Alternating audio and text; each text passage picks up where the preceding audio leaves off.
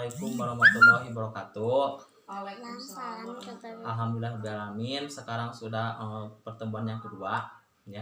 Untuk mengingatkan pertemuan yang pertama, kita belajar apa saja, ya. Yang pertama tentang Pancasila, yang kedua tentang tumbuhan, terutama tumbuhan padi dan jagung. Untuk pertemuan yang kedua, ya, kita akan masih membahas tentang tumbuhan nih, ya. Perkembangan biakan pada tumbuhan sama ada dua. Yang pertama secara kawin atau secara generatif, dan yang kedua secara tidak kawin atau secara vegetatif, ya. Yang pertama dulu, perkembangan biakan pada tumbuhan secara generatif atau kawin, secara kawin, yaitu bagian tumbuhan itu ada daun, ada batang, ada bunga, dan ada akar. Kira-kira bagian mana tempat perkembangan biakan pada tumbuhan, ya?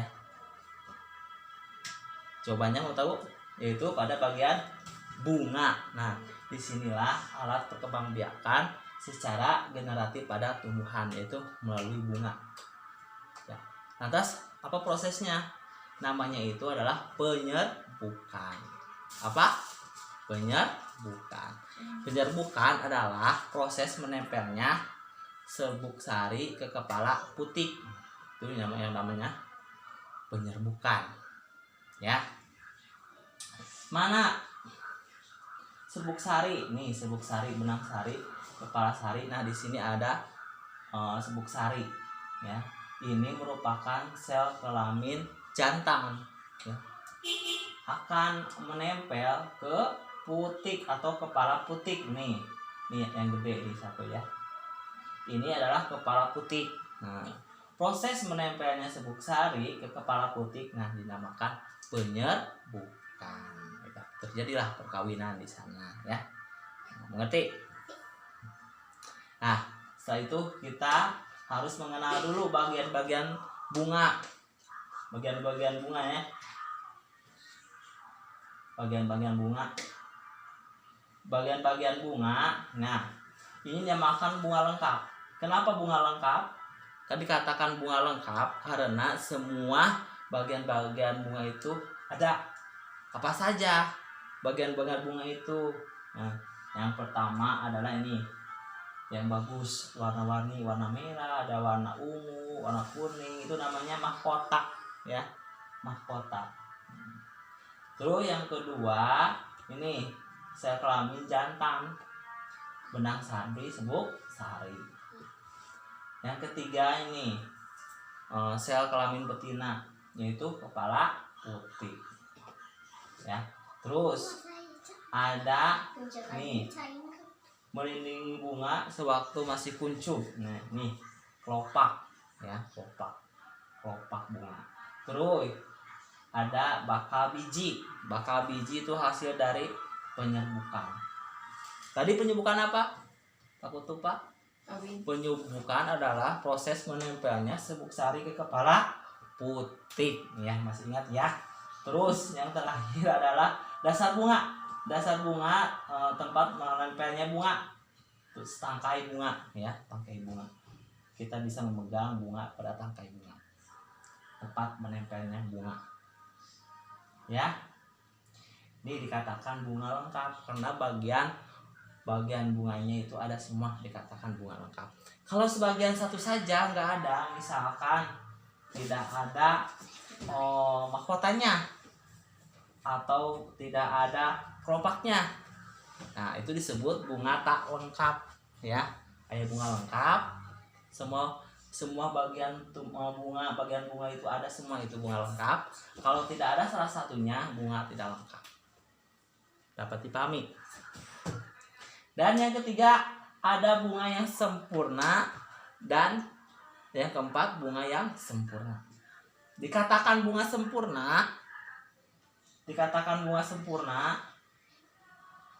Nah, ada sel kelamin jantannya, ada sel kelamin betinanya dalam satu bunga ini. Jadi itu bunga sempurna. Dengan kata lain, bunga itu bisa melakukan penyerbukan. Dan yang terakhir bunga yang tidak sempurna. Bunga tidak sempurna hanya ada salah satu sel kelaminnya, baik cuma ada putik maupun benang sari. Ya, seperti pada pohon apa? Pada pohon tuh tangkil kan sudah aya nu jaluna aya nu bikangna gitunya. Jadi itu yang bunganya bunga-bunga tidak yang sempurna karena hanya salah satu saja mempunyai sel kelamin.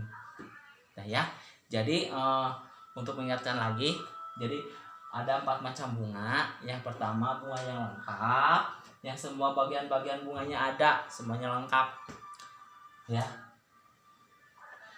Dan yang tidak lengkap hanya kalau ada satunya hilang, bagian bunga yang satunya hilang ya.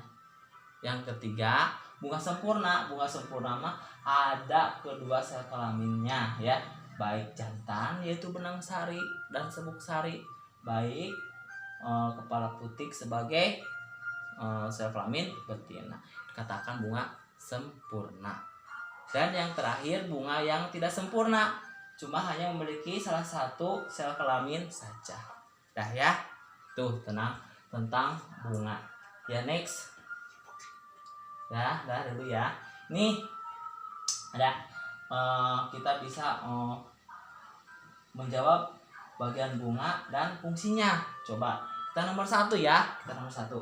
Mahkota. Tadi mahkota untuk apa? Kira-kiranya untuk nih tadi yang warnanya merah, warnanya ungu, warnanya kuning itu untuk hiasan. Untuk hiasannya, untuk memikat serangga. Mahkota itu indah gitu. Kalau mahkota manusia apa? Rambut. Coba rambut yang panjang dengan rambut yang botak, bagaimana indah yang mana? Pasti rambut yang panjang ya. Jadi pemikat itu ya. Pemikat siapa? Pemikat serangga ya. Pemikat laki-laki. Yang kedua, benang sari. Jawabannya kira-kira apa? Nah, sel reproduksi jantan ya, sel kelamin jantannya yaitu benang sari dan sebuk sari. Jawabannya itu ya. Untuk kepala putik kira-kira apa? Jawabannya sel kelamin betina. Ada nggak?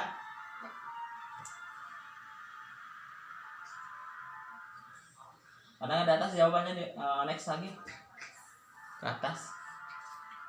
Itu mah ke bawah ke atas. Sedikit-sedikit. Ya. Oh nggak ada ya. Jadi benang sari itu sel kelamin betina. Wihandi, sorry. Mahkota untuk keindahan, benang sari sel kelamin jantan, kepala putik sel kelamin betina. Kelopak. Sekarang kelopak. Nah, melindungi bunga yang masih kuncup, melindungi bunga sewaktu masih kuncup. Sewaktu masih kuncup kan mahkotanya belum mekar. Ketika mekar, nah, kelopaknya berada di bawah. Tuh.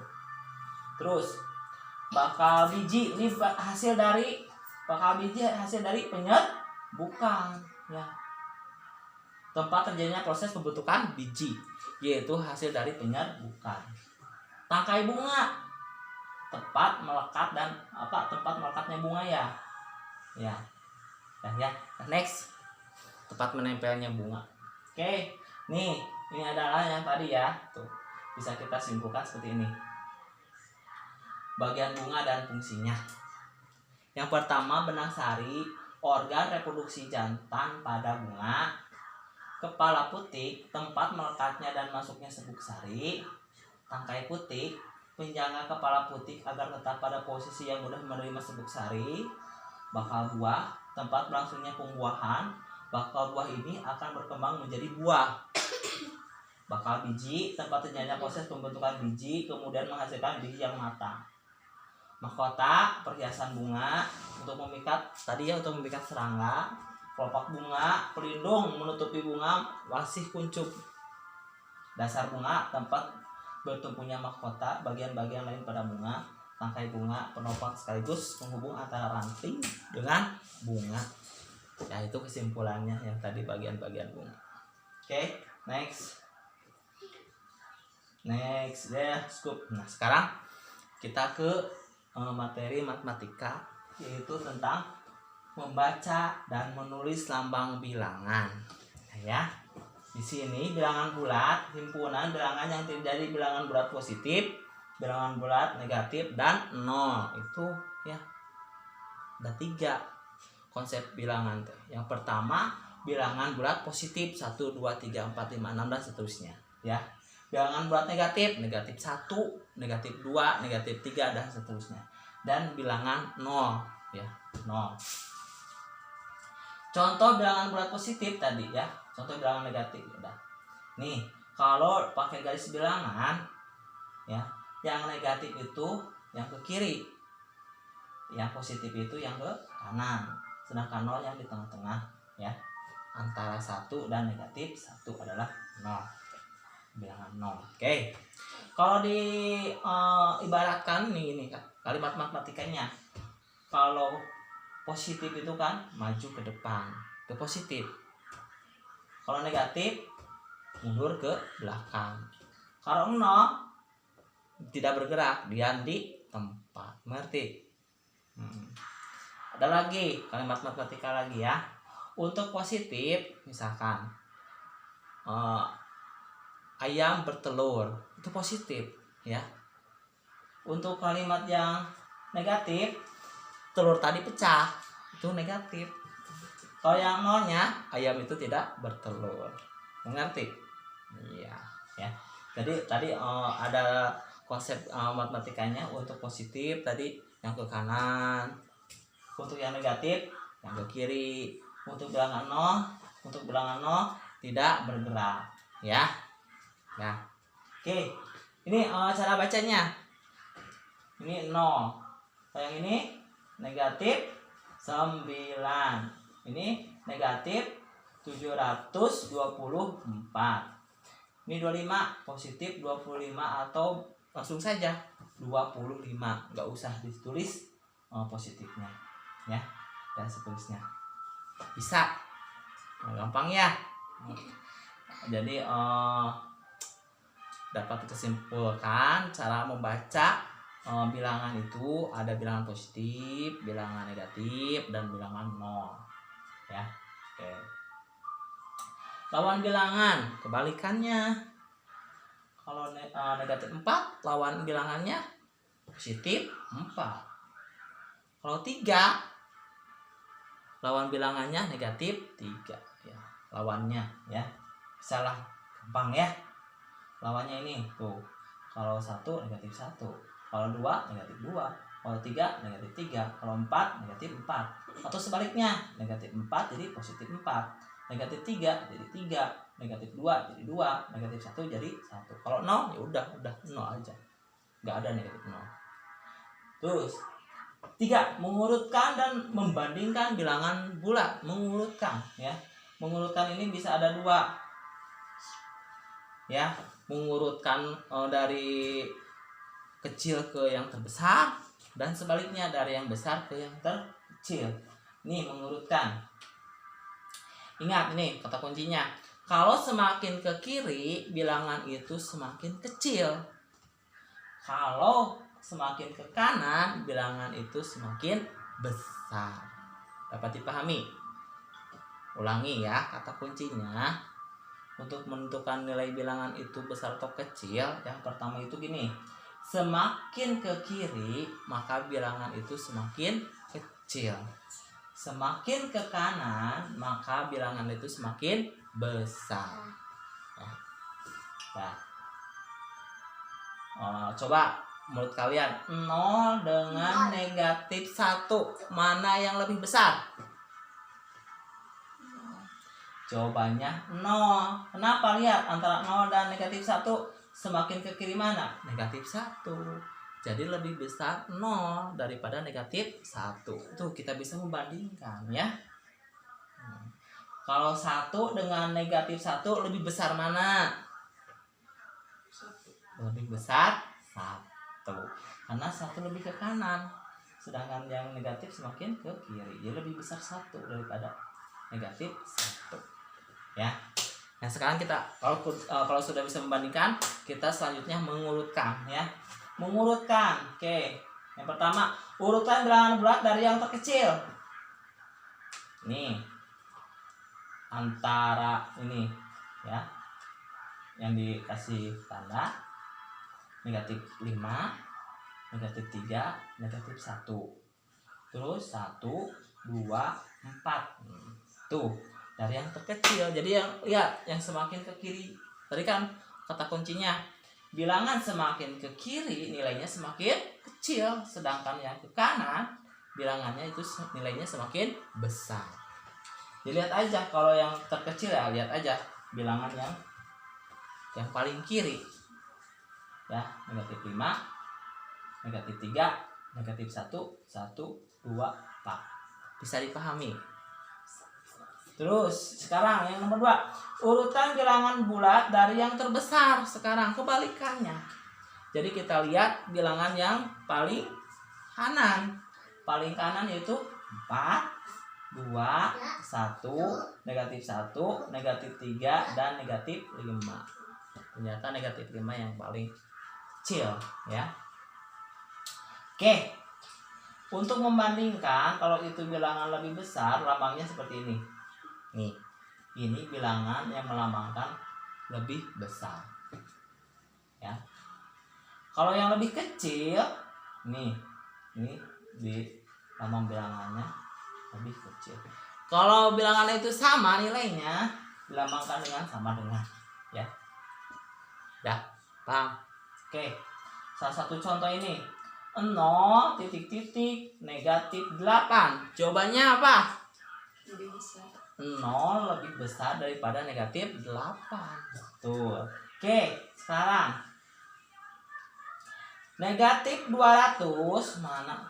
Negatif 200 20. Jawabannya lebih kecil.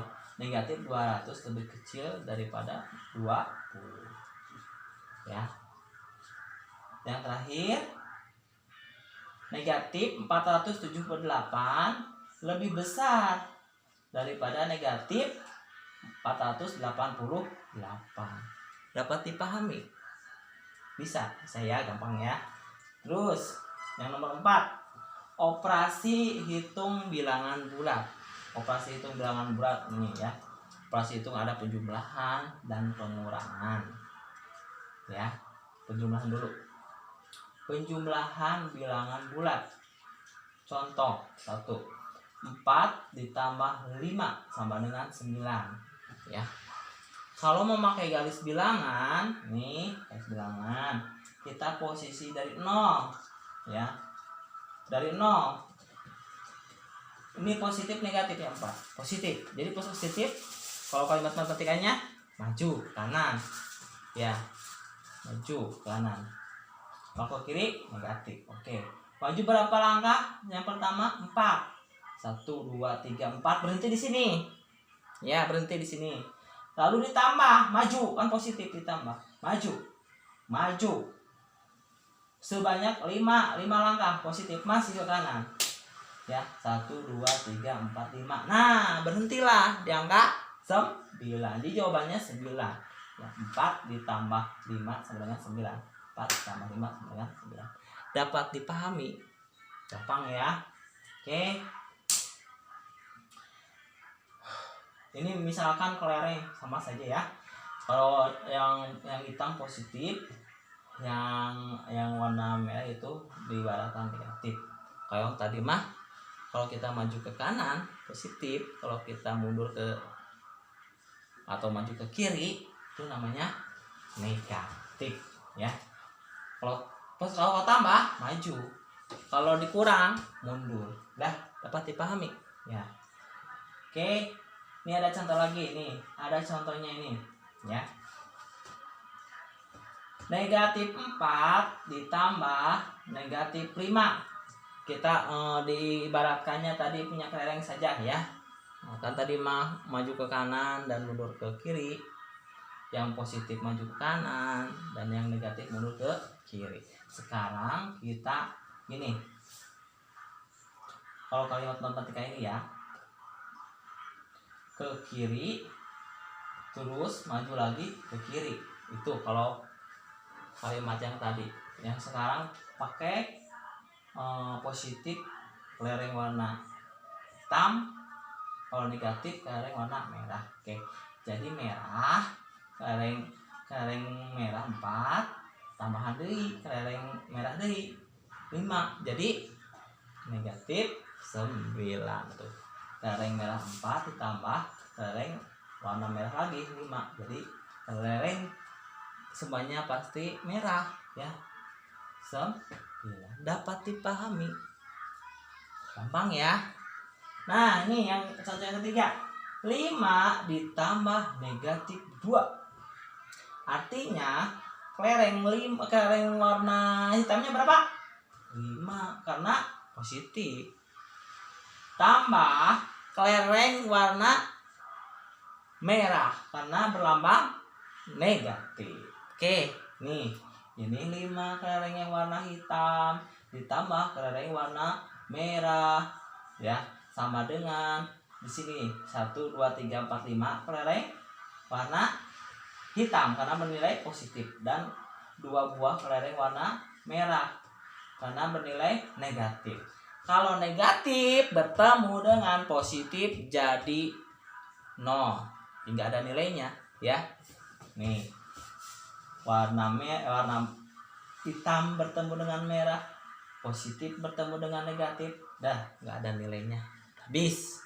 Satu lagi, warna hitam bertemu dengan warna merah, positif bertemu dengan negatif, habis. Jadi sisanya warna hitam yang artinya positif. Jadi dihitung 1 2 3, jadi 3 jawabannya positif, jangan negatif, karena yang sisanya itu kelereng warna hitam. Dapat dipahami, gampang ya, gampang. Sekali lagi, tadi makan positif semua ya, negatif semua, jadi kelereng warna hitam semua, gampang kan? Coba contoh nomor 1 lagi, kita ulangi lagi ya, takut ada yang tidak dimengerti. Oke, contoh yang pertama lagi, kita diibaratkan kelereng saja, takut nanti mau maju mundur takut pusing ya. Sekarang ibaratnya kelereng. Nah, 1 kali lagi ya, diulangi ya. Untuk penjumlahan 4 ditambah 5, jadi 4 buah kelereng warna hitam ditambah 5 buah kelereng warna hitam ya. Dah ya. Nah, 4 kelereng hitam, 5 kelereng hitam, semuanya pasti hitam ya. Ada berapa? 1 2 3 4 5 6 7 8 9, jadi gampang kan? Karena itu kelerengnya tidak tercampur, semuanya warna hitam, artinya positif. Bisa dipahami, gampang. Yang kedua, contoh yang kedua, warna merah sekarang, semuanya warna merah.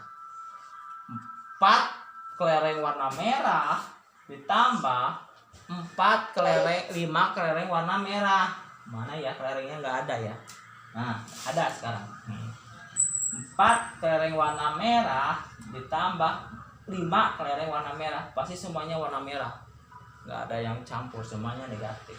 Jadi gampang, hitung aja semuanya, yaitu ada 9 ya. Jadi tapi awas, ini warna merah loh, jadi warna merah artinya negatif.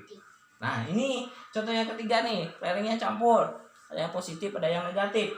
5 kelereng warna hitam karena positif ditambah 2 kelereng warna merah karena nilainya negatif. Jadi gini ya, ada 5 buah kelereng yang berwarna hitam, 5 buah, ada 2 buah kelereng warna merah karena nilainya negatif. Ingat, negatif positif bertemu dengan negatif nggak ada, netral, nol ya, nggak ada nilainya, jadi habis ya.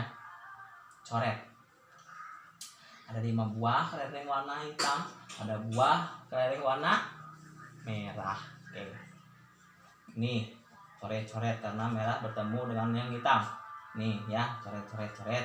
Sisanya warna hitam, artinya positif. Jadi 5 ditambah negatif 2 hasilnya positif 3 atau 3. Udah ya, mengerti? Yang kedua, pengurangan ya. Masih ya, pengurangan nih tadi perjumlahan, sekarang pengurangan. Misalkan 4 dikurangi 6 sama dengan, kita pakai yang cara yang pertama dulu ya. Cara yang pertama dulu. Nih kita berdiri di angka 0 ya. 0 di sini. Oke, yang pertama 4. Berarti kita maju ke kanan sebanyak 4 langkah. 1 2 3 4. Berhenti di sini. Lalu mundur. Kan negatif. Mundur sini ya. Berapa? 6 langkah. 1 2 3 4 5 6. Jadi kita berhenti di angka negatif 2. Gampang ya. Ini ada catatan di sini. Pengurangan dengan bulat, penjumlahan dengan lawan bilangannya. Caranya kalimat A ubah menjadi seperti kalimat B. Misalkan nih, negatif 2 dikurangi 6 sama dengan negatif 8 ya. Nih kan negatif ya. 2 dikurangi 6 ini jadi negatif. Jadi 2 tambah 6 8. Awas negatifnya jangan lupa ya. Kalau kalimat matematikanya gini, mundur 2 langkah, turun, mundur lagi 6 langkah, berarti semakin ke kiri negatif. Mengerti? Atau gini, negatif 2 ditambah negatif 6. Jadi ke kiri 2 langkah, tambahan deui langkahna genep, jadi kami sina negatif 8 ya. Nah, itu pengurangan ya. Oke, next dah. Oke. Dan yang ketiga perkalian. Kalau perkalian langsung aja ya. 10 kali 9 90 ya. Jadi ada jurusnya nih, nih jurusnya. Positif dikali positif hasilnya positif. Negatif dikali negatif hasilnya positif. Negatif dikali positif hasilnya negatif. Positif dikali negatif hasilnya negatif. Awas, kudu diingat. Awas ya, kudu diingat. Ulangi lagi. Positif dikali positif jelas positif. Negatif dikali negatif positif. Negatif dikali positif negatif. Positif dikali negatif negatif. Bisa? Ya. Ingat ya itu ya rumusnya ya. Oh ini positif kali positif pasti hasilnya positif. Ini negatif kali negatif, ingat nih negatif kali negatif ya positif ya. Ini negatif, ini positif negatif. Positif negatif negatif. Paham? Ya. Ulangi lagi sekali lagi ya. Ini sama berlakunya dengan pembagian jurusnya ya. Awas. Ulangi. Sama dengan perkalian positif dibagi positif positif. Negatif dibagi negatif positif. Negatif dibagi positif negatif. Positif dibagi negatif negatif. Oke, ulangi sekali lagi. Positif dibagi positif positif. Negatif dibagi negatif positif. Negatif dibagi positif negatif. Positif dibagi negatif negatif. Ya ulangi lagi ya. Positif dibagi positif positif. Negatif dibagi negatif positif. Negatif dibagi positif negatif. Positif dibagi negatif negatif ya. Nah, sama saja ya. Tadi positif dibagi positif positif. Negatif dibagi negatif positif. Negatif dibagi positif negatif. Positif dibagi negatif negatif. Ya. Dapat dipahami? Itu mungkin untuk pertemuan yang kedua dicukupkan sekian. Nanti seperti biasa kalian belajar dengan tambah giat lagi ya. Kalau ada tugas-tugas nanti di share ke grup ya. Cukup sekian, akhirul kalam. Wassalamualaikum warahmatullahi wabarakatuh.